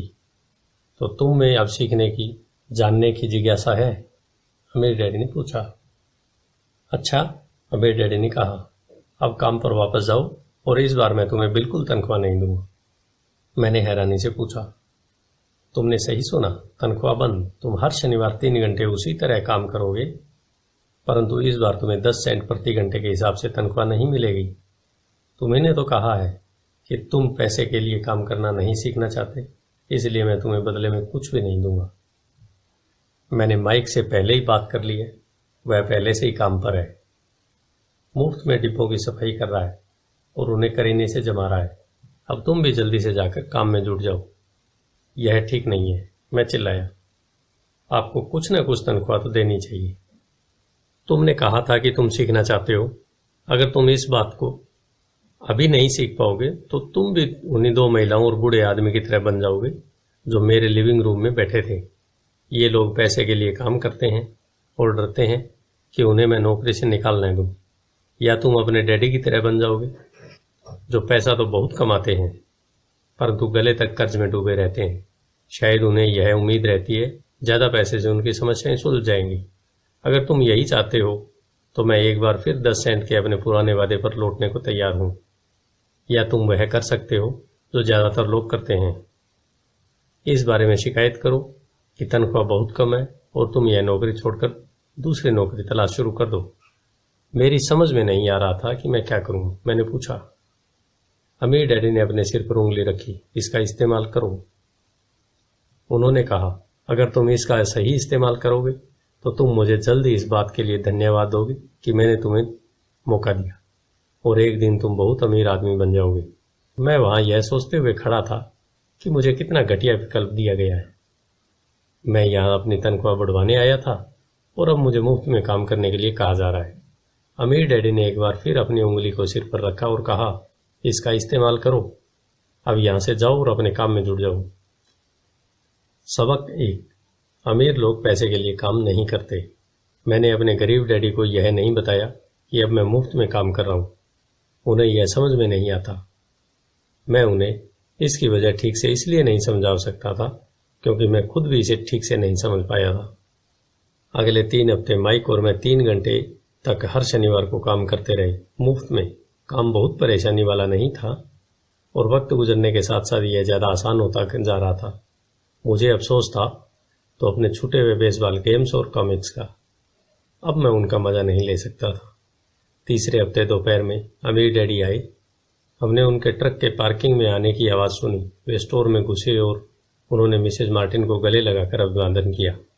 स्टोर में क्या चल रहा है यह जानने के बाद वे आइसक्रीम फ्रीजर के पास गए, उसमें से 2 आइसक्रीम निकाली, उनका दाम चुकाया और इसके बाद मेरी और माइक की तरफ इशारा करके कहा, चलो घूमने चलते हैं। हम सड़क के पार गए, कुछ कारों को चकमा दिया और एक बड़े घास के मैदान में टहलने लगे जहां कुछ वयस्क सॉफ्ट बॉल खेल रहे थे। दूर की पिकनिक टेबल पर बैठकर उन्होंने माइक और मुझे आइसक्रीम दी। कैसा चल रहा है? बढ़िया, माइक ने कहा। मैंने सहमति में सिर हिलाया। कुछ और सीखा? अमीर डैडी ने पूछा।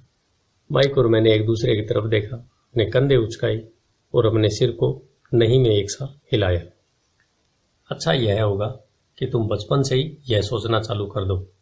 तुम अगर जिंदगी के सबसे बड़े सबक को देख रहे हो, अगर तुम इस सबक को सीख लेते हो तो तुम बहुत ज्यादा आजादी और सुरक्षा भरी जिंदगी का सुख ले सकते हो। अगर तुम यह सबक नहीं सीख पाते हो तो तुम भी मिसेज मार्टिन और इस पार्क में खेल रहे ज्यादातर लोगों की तरह बन जाओगे। वे बहुत ज्यादा मेहनत करते हैं, परंतु उनके बदले में उन्हें बहुत कम पैसे मिलते हैं। वे नौकरी की सुरक्षा के मोह में फंसे रहते हैं। हर साल मिलने वाली 3 हफ्ते की छुट्टियां और 45 साल तक काम करते रहने के बाद मिलने वाली थोड़ी सी पेंशन का सपना देखते रहते हैं। अगर इस तरह की जिंदगी जीने में तुम्हें सुख मिलता है तो मैं तुम्हारी तनख्वाह बढ़ाकर 25 सेंट प्रति घंटे कर सकता हूं। परंतु ये लोग अच्छे लोग हैं और मेहनती भी हैं, फिर आप उनका मजाक क्यों उड़ा रहे हैं? मैंने पूछा। अमीर डैडी के चेहरे पर मुस्कान आ गई। मिसेज मार्टिन मेरे लिए माँ जैसी है। मैं इतना कठोर नहीं हो सकता कि उनका मजाक उड़ाऊं। यह कठोर लगता जरूर है क्योंकि मैं तुम दोनों के सामने स्थिति स्पष्ट करना चाहता हूं, और वह भी आसान शब्दों में। मैं तुम्हारे नजरियों को बड़ा करना चाहता हूं ताकि तुम कुछ आगे भी देख सको, दूर तक देख सको। ज्यादातर लोगों को आगे देखने का फायदा कई बार सिर्फ इसलिए नहीं मिल पाता क्योंकि उनके देखने का दायरा बहुत छोटा होता है। ज्यादातर लोग जिस जाल में फंसे हुए हैं वे उसे देख ही नहीं पाते। माइक और मैं वहां पर सोचते हुए बैठे रहे क्योंकि हम उनकी बातों का मतलब पूरी तरह से समझ नहीं सके थे। उनकी बातें सुनने में कठोर और कड़वी लग रही थी, परंतु हम यह भी जानते थे वे हमें कुछ सिखाने की काफी कोशिश कर रहे थे। मुस्कुराहट के साथ अमीर डैडी ने कहा, क्या 25 सेंट प्रति घंटे ऑफर अच्छा नहीं लगा? क्या इससे दिल की धड़कन तेज नहीं हुई? मैंने अपना सिर नहीं में हिलाया, जबकि असल में ऐसा ही हुआ था। 1 घंटे काम के बदले 25 सेंट मेरे हिसाब से बहुत बढ़िया सौदा था। अच्छा, मैं तुम्हें 1 घंटे के $1 दूंगा, अमीर डैडी ने शरारत भरी मुस्कुराहट के साथ कहा। अब मेरा दिल तूफान मेल की तरह दौड़ रहा था। मेरा दिमाग चीख चीख कर कह रहा था, इनकी बात मान लो, मान लो। मुझे अपने कानों पर भरोसा नहीं हो रहा था, परंतु फिर भी मैं चुप था। अच्छा, $2 प्रति घंटे? मुझे ऐसा लगा जैसे मेरे छोटे से 9 साल पुराने दिमाग में किसी ने बम फोड़ दिया हो। 1956 में $2 प्रति घंटे की कमाई मुझे दुनिया का सबसे अमीर बच्चा बना देती। मैं इतना सारा पैसा कमाने की कल्पना भी नहीं कर सकता था। मैं हाँ कहना चाहता था। मैं सौदा पक्का करना चाहता था। मुझे नई साइकिल दिख रही थी, नए बेसबॉल के क्लब दिख रहे थे। मेरे पास कड़क नोट देखकर मेरे दोस्तों की जलन और तारीफ भी मुझे साफ दिख रही थी। सबसे बड़ी बात तो यह थी कि जिमी और उसके दोस्त मुझे फिर कभी गरीब नहीं कह सकते थे, परंतु किसी वजह से मैं खामोश खड़ा रहा। हो सकता है कि मेरे दिमाग में गर्मी बढ़ जाने के कारण फ्यूज उड़ गया हो, परंतु मन ही मन $2 प्रति घंटे का ऑफर मानने के लिए बेताब था। आइसक्रीम पिघल चुकी थी और मेरे हाथ पर बह रही थी। आइसक्रीम की डंडी खाली थी जिसके नीचे वनीला और चॉकलेट के टुकड़े थे जिनके मजे चिंटियां ले रही थी। अमीर डैडी हम दोनों बच्चों को देख रहे थे जो आंखें फाड़कर और खाली दिमाग से उन्हें घूर रहे थे।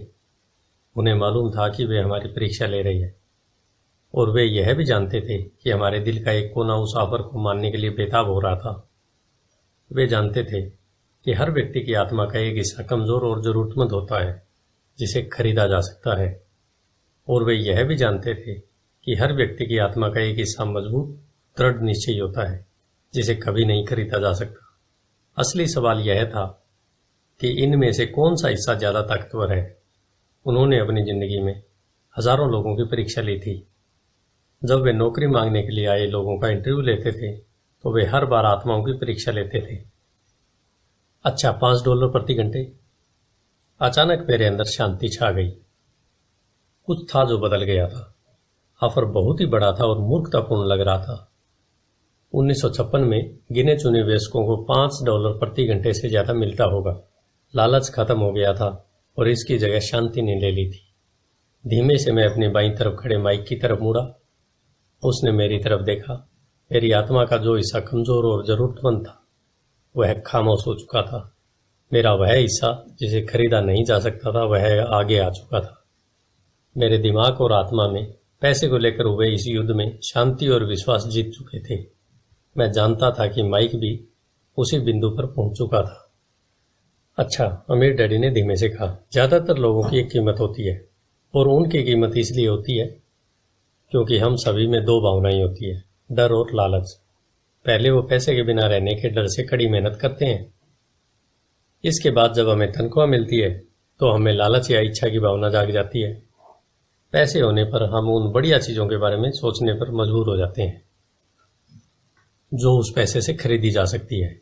इस तरह हमारी जिंदगी का एक पैटर्न बन जाता है। किस तरह का पैटर्न? मैंने पूछा। सुबह जागने, काम पर जाने, खर्च करने, सुबह उठने, काम पर जाने, खर्च करने।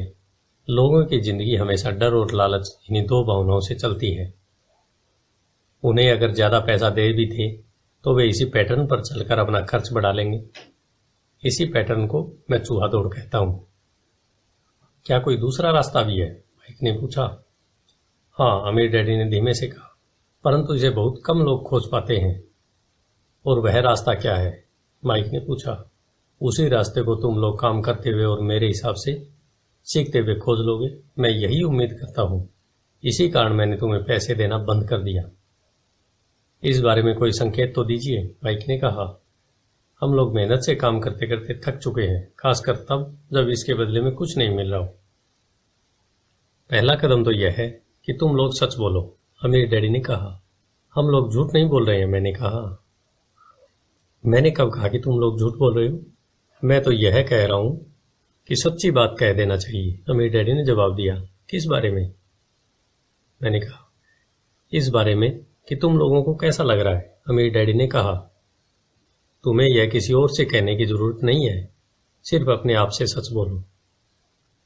आपके कहने का मतलब यह है कि इस पार्क में मौजूद लोग, आपके लिए काम करने वाले लोग, ये सब लोग ऐसा नहीं करते? मुझे ऐसा ही लगता है, अमीर डैडी ने कहा। इसके बजाय उन्हें हमेशा पैसा नहीं होने का डर सताता रहता है। उस डर का सामना करने के बजाय, सोचने के बजाय लोग सिर्फ प्रतिक्रिया करते हैं।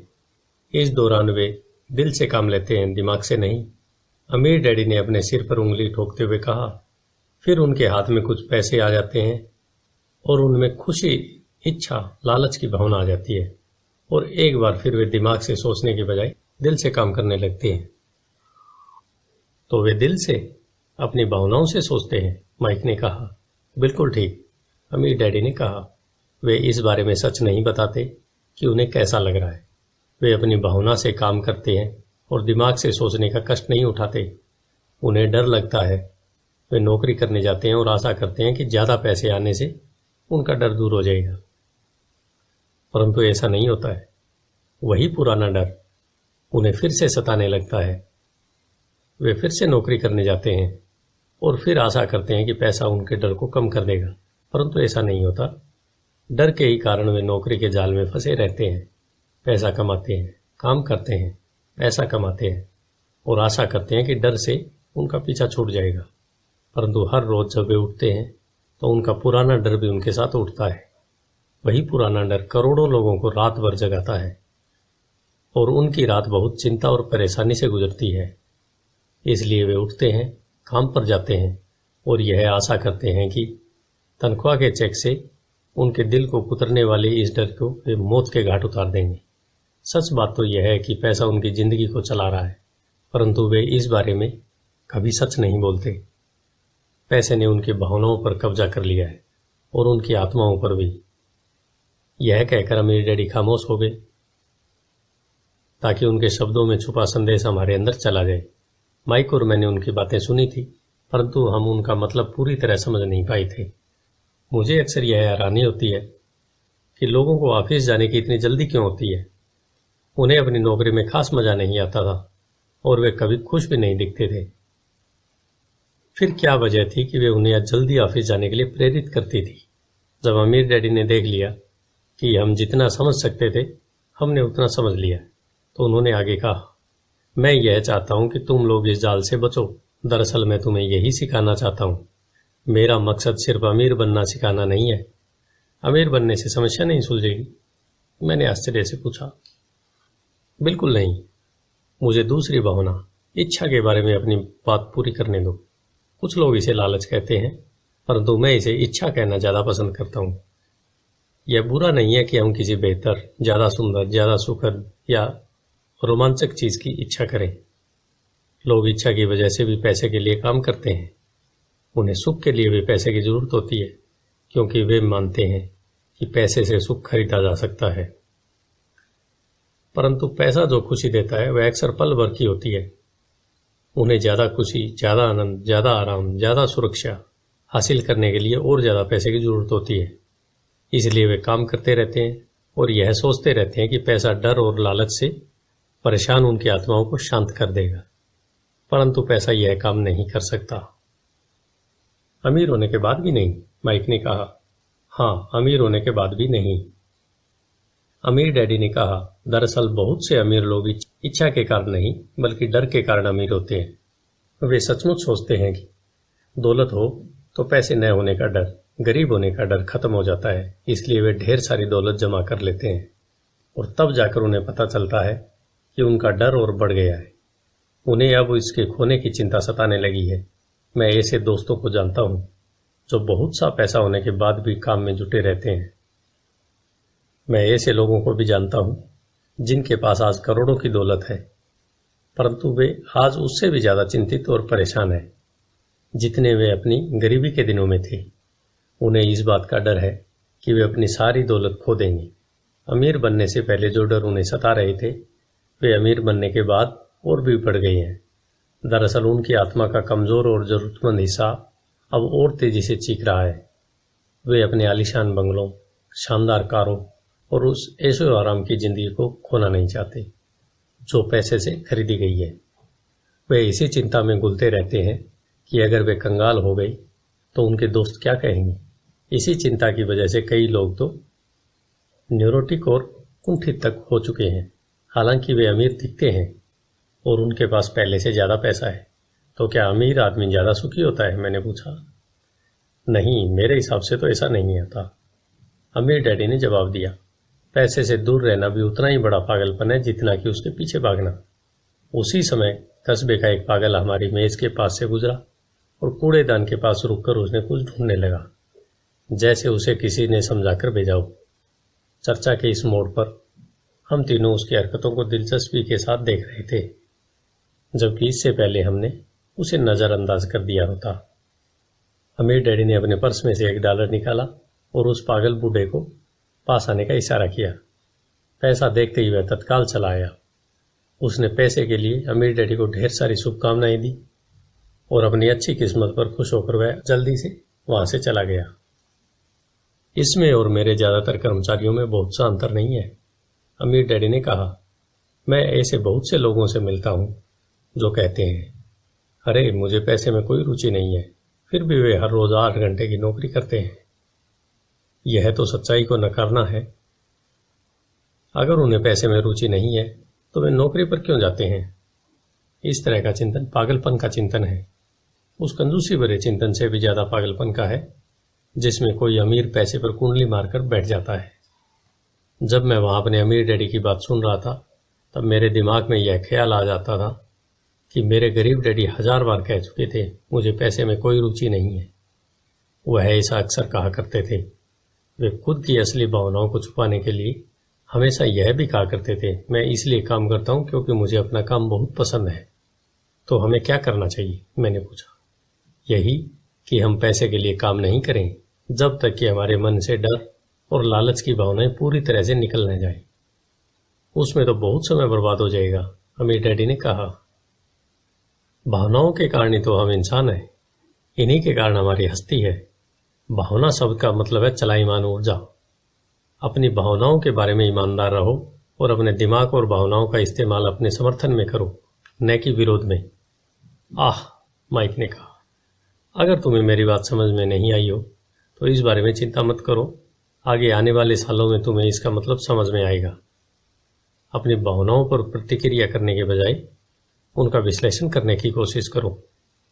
ज्यादातर लोग यह नहीं जानते कि वे अपने दिमाग से सोचने की बजाय अपने दिल की भावनाओं से सोचते हैं।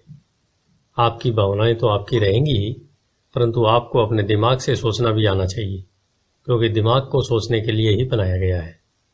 क्या आप मुझे इसका कोई उदाहरण दे सकते हैं? मैंने पूछा। नहीं। क्यों नहीं? अमीर डैडी ने जवाब दिया। जब कोई आदमी कहता है मुझे नौकरी खोजने की जरूरत है, तो इस बात की बहुत संभावना है कि उसकी भावनाएं फैसला कर रही है। इस विचार का असली कारण है पैसा न होने का डर।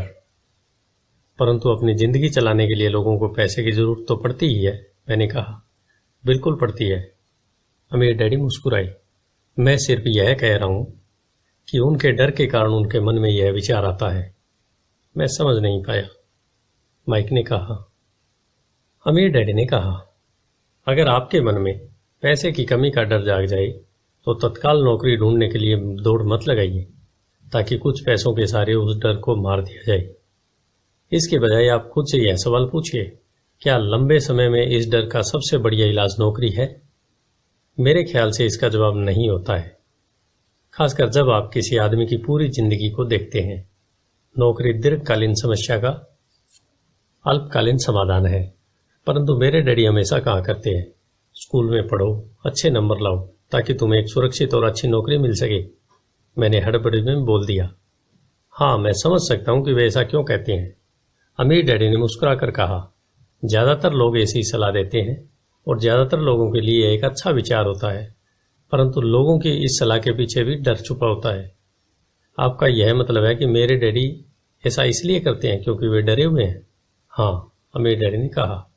वे घबराए हुए हैं कि शायद तुम पैसा नहीं कमा पाओगे और समाज में फिट नहीं हो पाओगे। मुझे गलत मत समझना, वे तुम्हें प्यार करते हैं और तुम्हारा भला चाहते हैं, और मैं सोचता हूं कि उनके डर सही भी हैं। शिक्षा और नौकरी महत्वपूर्ण है, परंतु इससे डर का इलाज नहीं होगा। वही डर जो तुम्हें सुबह उठकर कुछ रुपए कमाने के लिए प्रेरित करता है, उसी डर के कारण वे स्कूल जाने पर इतना जोर देते हैं। तो आपकी सलाह क्या है? मैंने पूछा। मैं चाहता हूं कि तुम्हें पैसे की ताकत पर काबू पाना सिखाऊं। पैसे का डर तुम्हारे दिमाग से निकल जाना चाहिए, और यह स्कूल में नहीं सिखाया जाता। अगर तुम इसे नहीं सीखोगे तो तुम पैसे के गुलाम बन जाओगे। अब उनकी बातें मेरी समझ में आ रही थी। वे हमारे विचारों को ज्यादा व्यापक बनाना चाहते थे। वे चाहते थे कि जो मिसेज मार्टिन नहीं देख सकती थी, उनके कर्मचारी नहीं देख सकते थे, या मेरे डैडी तक नहीं देख सकते थे, वह देखने की योग्यता हम में आ जाए। उन्होंने जो उदाहरण दिए थे वे उस समय कठोर जरूर लग रहे थे, परंतु मैं उन्हें कभी नहीं भूला। मेरा नजरिया उस दिन बहुत बड़ा हो गया था जब मैं उस जाल को देख सकता था जो ज्यादातर लोगों के सामने बिछा होता है। देखो, आखिरकार हम सभी लोग एक कर्मचारी हैं। हम केवल अलग अलग स्तरों पर काम करते हैं, अमीर डैडी ने कहा। मैं तुम लोगों से बस यही कहना चाहता हूं कि तुम लोग इस जाल से बचे रहो। डर और लालच, इन दो फंदों से बचने वाले जाल से। इनका इस्तेमाल अपने समर्थन में करो, अपने विरोध में नहीं। मैं तुम लोगों को यह नहीं सिखाना चाहता कि ढेर सारा पैसा कैसे इकट्ठा कर लिया जाए। उससे डर या लालच को नहीं जीता जा सकता। अगर तुम्हें डर और लालच पर काबू पाना नहीं आता तो तुम चाहे कितने भी अमीर बन जाओ, असलियत में तुम एक बड़ी तनख्वाह पाने वाले गुलाम ही रहोगे। तो हम किस तरह से इस जाल से बच सकते हैं? मैंने पूछा। गरीबी या पैसे की तंगी का खास कारण डर और अज्ञान होता है, न कि अर्थव्यवस्था या सरकार या अमीर लोग। यह खुद का उड़ा हुआ डर या अज्ञान होता है जो लोगों को इस जाल में फंसाए रखता है। इसलिए तुम बच्चों को स्कूल जाना चाहिए और अपने कॉलेज की पढ़ाई पूरी करनी चाहिए। मैं तुम लोगों को यह जरूर सिखाऊंगा इस जाल से कैसे बचा जा सकता है। पहले के टुकड़े अब सामने आ चुके थे। मेरे पढ़े लिखे डैडी के पास बड़ी डिग्रियां थी और एक बढ़िया करियर था, परंतु स्कूल में उन्हें यह कभी नहीं सिखाया कि धन या आपके डर को किस तरह काबू में रखा जा सकता है। अब मैं समझ चुका था कि मैं अपने दो डैडियों से अलग अलग परंतु महत्वपूर्ण बातें सीख सकता हूं।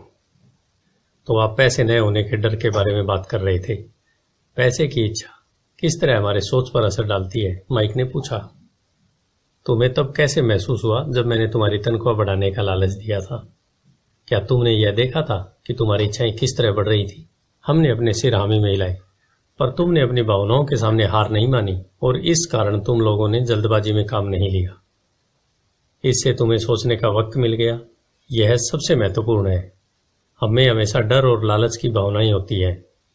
इसी क्षण से तुम लोगों के लिए यह सबसे महत्वपूर्ण है कि तुम इन भावनाओं का इस्तेमाल अपने समर्थन में करो और लंबे समय तक करते रहो। अपनी भावनाओं को अपने दिमाग पर हावी मत होने दो। इस तरह अपने विचारों को दूषित मत होने दो। ज्यादातर लोग डर और लालच का इस्तेमाल खुद के विरोध में करते हैं। यह अज्ञान की शुरुआत होती है। डर और इच्छा की भावनाओं के कारण ही ज्यादातर लोग तनख्वाह के चेक, तनख्वाह की बढ़ोतरी और नौकरी की सुरक्षा के पीछे भागते भागते अपनी पूरी जिंदगी निकाल देते हैं। असल में वे यह सोचते ही नहीं है कि भावनाओं के आधार पर बने हुए ये विचार उन्हें किस तरफ ले जा रहे हैं। यह तो वही बात हो गई जिसमें गाड़ी खींचने वाले गधे के सामने उसके मालिक गाजर लटकाई रखता है, जो उसकी नाक के ठीक सामने होती है। गधे का मालिक जहां जाना चाहता है वहां जाता है, परंतु गधा तो लालच के कारण भाग रहा है। कल गधे के लिए दूसरी गाजर आ जाएगी और गधा उसका पीछा करने लगेगा। आपके कहने का मतलब यह है कि जिस समय मैंने एक बेसबॉल ग्लव्स, कैंडी और खिलौनों के सपने देखना शुरू किया, उस समय मेरी हालत उस गधे की तरह हो गई थी जो गाजर के पीछे भागता है। माइक ने पूछा। हाँ, और उम्र के साथ साथ तुम्हारे खिलौने भी ज्यादा महंगे होते जाएंगे। अपने दोस्तों पर रौब झाड़ने के लिए नई कार, एक नाव और एक आलीशान घर। अमीर डैडी ने मुस्कुराकर कहा, डर आपको दरवाजे से बाहर धक्का देता है, इच्छा आपको अंदर बुलाती है, आपको चट्टानों की तरह ललचाती है। यही जाल है। तो इसकी काट क्या है? माइक ने पूछा। डर और इच्छा अज्ञान की वजह से बढ़ते हैं, इसलिए अमीर लोगों के पास जितना ज्यादा पैसा होता है उनका डर भी उतना ही ज्यादा बड़ा होता है। धन ही गाजर है, भ्रम है। अगर गधा पूरी तस्वीर देख सकता तो शायद वह गाजर का पीछा करने के अपने फैसले पर दोबारा सोचता। अमीर डैडी ने आगे यह समझाया कि आदमी की जिंदगी अज्ञान और ज्ञान के बीच होने वाला संघर्ष है। उन्होंने बताया कि एक बार कोई आदमी खुद के बारे में ज्ञान की खोज करना बंद कर देता है तो उसकी जिंदगी में अज्ञान घुस जाता है। यह संघर्ष हर पल होता है, इसलिए हमें यह फैसला करना है, यह सीखना है कि अपने दिमाग को खुला रखा जाए या इसे बंद कर लिया जाए। देखो, स्कूल बहुत बहुत ज्यादा महत्वपूर्ण है, पर आप स्कूल इसलिए जाते हैं ताकि आप वहां कोई कला या व्यवसाय सीख सकें और इस तरह से आप समाज में योगदान दे सकें। हर समाज में शिक्षकों, डॉक्टरों, मैकेनिकों, कलाकारों, रसोइयों, व्यवसायिक लोगों, पुलिस अफसरों, आग बुझाने वालों और सिपाहियों की जरूरत होती है। स्कूल उन्हें यह सब सिखाते हैं ताकि हमारा समाज विकसित हो सके और हमारी संस्कृति समृद्ध हो सके। अमीर डैडी ने कहा, दुर्भाग्य से कई लोगों के लिए स्कूल शिक्षा का अंत होना है, शुरुआत नहीं। एक लंबी खामोशी छाई रही। अमीर डैडी मुस्कुरा रहे थे। उस दिन उन्होंने जो कहा था वह पूरी तरह से समझ नहीं आया, परंतु ज्यादातर महान शिक्षकों के शब्द सालों तक हमें सिखाते रहते हैं। उनके शब्द इसी तरह से आज भी मेरे साथ हैं। मैं आज थोड़ा निर्मम हुआ। अमीर डैडी ने कहा, मैं एक वजह से निर्मम हुआ। मैं चाहता था कि तुम लोगों को आज की यह चर्चा हमेशा याद रहे। मैं चाहता हूं कि तुम लोग हमेशा मिसेज मार्टिन के बारे में सोचो। मैं चाहता हूं कि तुम लोग हमेशा उस गधे के बारे में सोचो। इन्हें कभी मत भूलना। अगर तुमने अपनी समझदारी से उन्हें काबू नहीं किया तो डर और लालच की तुम्हारी दोनों भावनाएं तुम्हें जिंदगी के सबसे बड़े जाल में फंसा सकती है। अपनी जिंदगी को डरते डरते गुजारना, अपने सपनों को पूरा न करना निर्ममता है। यह भी निर्ममता है कि पैसे के लिए कड़ी मेहनत की जाए और यह सोचा जाए कि पैसे से खरीदी गई चीजें सुख दे सकती है। बिल चुकाने के डर से घबराकर आधी रात को जागना जीने का एक भयानक तरीका है। तनख्वाह के हिसाब से जिंदगी जीना भी कोई जीना है।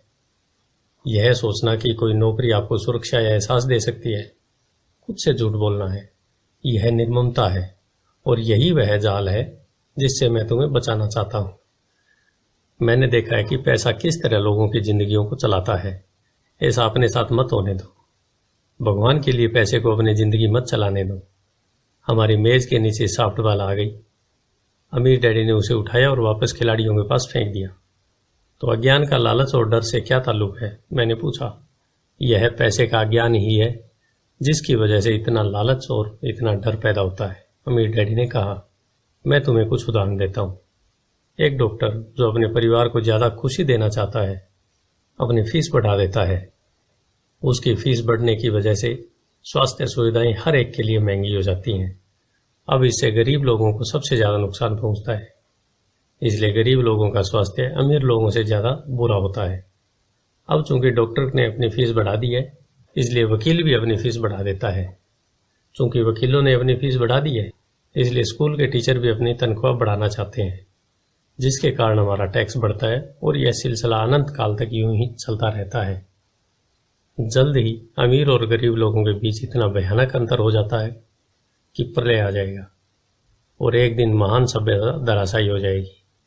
महान सभ्यताएं तभी धराशायी हुई है जब अमीरों और गरीबों के बीच का फासला बहुत ज्यादा हो गया है। अमेरिका भी उसी रास्ते पर चल रहा है और इससे यह साबित होता है कि इतिहास अपने आप को दोहराता है, क्योंकि हम इतिहास से कुछ नहीं सीखते।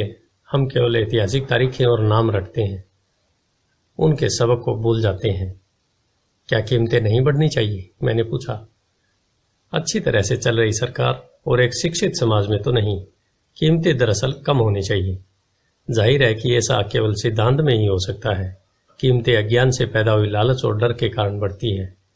अगर स्कूल में धन के बारे में सिखाया जाता तो लोगों के पास ज़्यादा पैसा होता और बाजार की कीमतें भी कम होती, परंतु स्कूलों में सिर्फ पैसे के लिए काम करना सिखाया जाता है।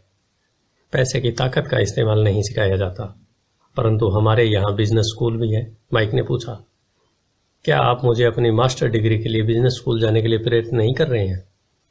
हाँ, अमीर डैडी ने कहा, परंतु अक्सर ऐसा होता है कि बिजनेस स्कूल ऐसे कर्मचारियों को प्रशिक्षित करते हैं जो परिष्कृत बीन काउंटर्स होते हैं। ईश्वर ही मालिक है। जब कोई बीन काउंटर बिजनेस संभाल ले, वे सिर्फ संख्या को देखते हैं, लोगों को निकालते हैं और बिजनेस का गला घोंट देते हैं। मैं जानता हूँ, क्योंकि मैं बीन काउंटर से काम लेता हूँ। वे सिर्फ इतना ही सोचते हैं कि लागत कैसे कम की जाए और कीमत कैसे बढ़ाई जाए। इससे बहुत सी समस्याएं पैदा हो जाती है। बीन काउंटर्स भी महत्वपूर्ण है। मैं सोचता हूँ कि ज़्यादा लोगों को इस बारे में जानना चाहिए, परंतु यह भी पूरी तस्वीर नहीं बताती। अमीर डैडी ने गुस्से से कहा। तो फिर क्या कोई इसका हल है? माइक ने कहा। हाँ, अमीर डैडी ने कहा, सोचने के लिए अपनी भावनाओं का इस्तेमाल करना सीखो। अपनी भावनाओं के बहाव में आकर मत सोचो। जब तुम लोग मुफ्त में काम करने के लिए तैयार हो गए थे तो तुमने अपनी भावनाओं को काबू में रखना सीख लिया था। तभी मैं समझ गया था कि तुमसे उम्मीद की जा सकती है। जब मैंने तुम्हें ज्यादा तनख्वाह का लालच दिया तब तुमने एक बार फिर भावनाओं की बात नहीं मानी। तुम ताकतवर भावनाओं के बावजूद सोचना सीख रहे हो। यह पहला कदम है। यह कदम इतना महत्वपूर्ण क्यों है? मैंने पूछा। यह तुम अपने आप जान पाओगे। अगर तुम सीखना ही चाहते हो तो मैं तुम लोगों को ब्राइन पैच में ले जाऊंगा। यह वह जगह है जिससे लोग बचते हैं। मैं तुम्हें उस जगह पर ले जाऊंगा जहां जाने से ज्यादातर लोगों को डर लगता है। अगर तुम मेरे साथ जाओगे तो तुम्हारे मन से पैसे के लिए काम करने का विचार निकल जाएगा। इसके बजाय तुम यह सीखोगे कि पैसे से कैसे काम लिया जाता है। और अगर हम आपके साथ जाते हैं तो हमें क्या मिलेगा? अगर हम आपसे सीखने के लिए तैयार होते हैं तो हमें क्या मिलेगा? मैंने पूछा। वही जो ब्रायर रैबिट को मिला था, अमीर डैडी ने कहा। टार बेबी से आजादी। क्या ऐसा कोई ब्रायर पैच होता है? मैंने पूछा। हाँ, अमीर डैडी ने कहा, डर और लालच ही ब्रायर पैच है। अपने डर से पीछा छुड़ाकर, अपने लालच का सामना करके, अपनी कमजोरियों और जरूरतों को पहचान कर ही हम बाहर निकलने के रास्ते तक पहुंचते हैं। और बाहर निकलने का रास्ता हमारे दिमाग से होकर गुजरता है। यही विचारों को चुनने से? माइक ने आश्चर्यचकित होकर पूछा। हाँ, इस विचार को चुनकर कि हम क्या सोचेंगे, बजाय इसके कि हम अपनी भावनाओं में बहकर लगातार प्रतिक्रिया करते रहें। सुबह उठने और काम पर जाने से ही आपकी समस्याएं नहीं सुलझ जाती, क्योंकि बिल चुकाने के लिए पर्याप्त पैसा न होने का डर आपको सताता रहेगा। सोचने से आपको एक खुद से सवाल पूछने का समय मिलता है। इस तरह का सवाल, क्या इस समस्या का सबसे बढ़िया समाधान इस पर और ज्यादा मेहनत करना है? ज्यादातर लोग इतनी बुरी तरह घबराए होते हैं कि वे खुद अपने आप को असली बात नहीं बताते कि डर हावी हो रहा है, और नतीजा यह निकलता है कि वे सोच ही नहीं पाते और इसकी बजाय दरवाजे से बाहर दौड़ लगा देते हैं टारवे भी हावी हो जाती है। अपने विचार चुनने से मेरा यही मतलब था। पर हम ऐसा किस तरह करेंगे? माइक ने पूछा। यही तो मैं तुम्हें सिखाना चाहता हूं। मैं तुम्हें यह सिखाऊं। तुम्हारे पास चुनने के लिए विचारों के विकल्प होने चाहिए ताकि तुम हड़बड़ी में काम करने से बच सको, जैसे अपनी सुबह की कॉफी पीकर दरवाजे से बाहर दौड़ लगाने की आदत से। मैंने तुमसे पहले कहा था, उसे याद रखो। नौकरी दीर्घकालीन समस्या का अल्पकालीन समाधान है। ज्यादातर लोगों के दिमाग में सिर्फ एक समस्या होती है और यह थोड़े समय की होती है।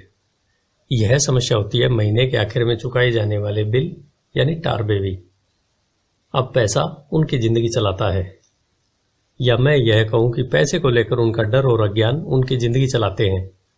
तो वे वही करते हैं जो उनके माता पिता ने किया था। सुबह उठो और पैसे के लिए काम करो।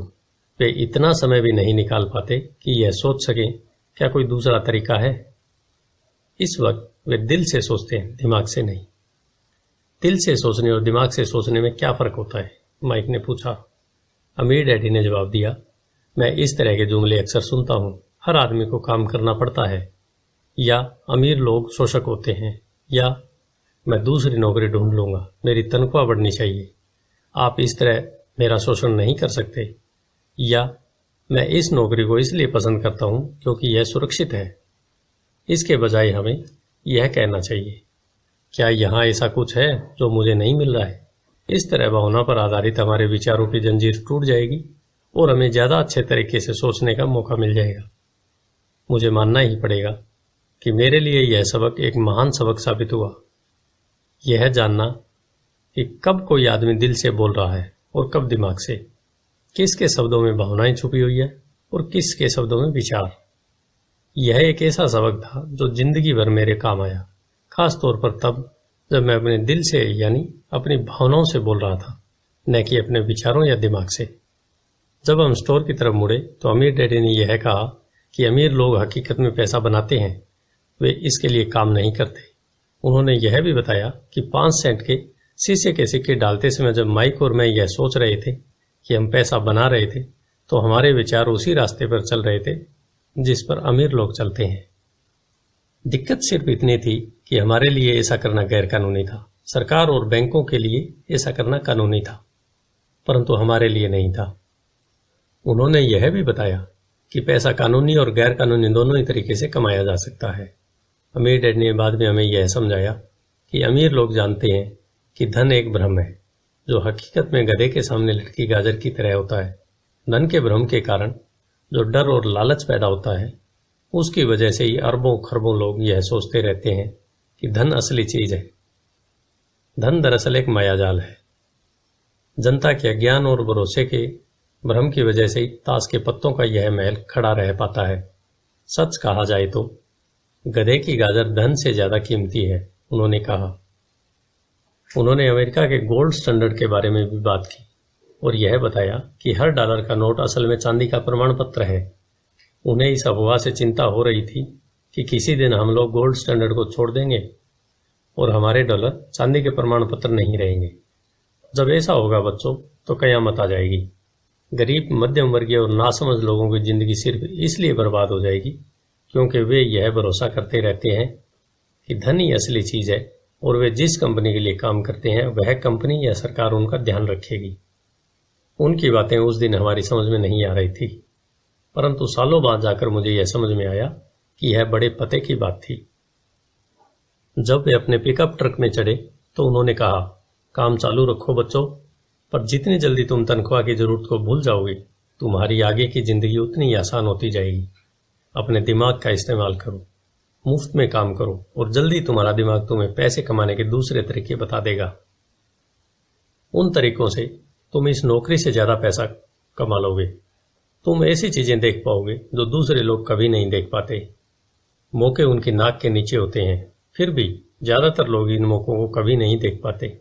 इसका कारण यह है कि वे पैसे और सुरक्षा ढूंढते रहते हैं, इसलिए उन्हें यही मिलते हैं।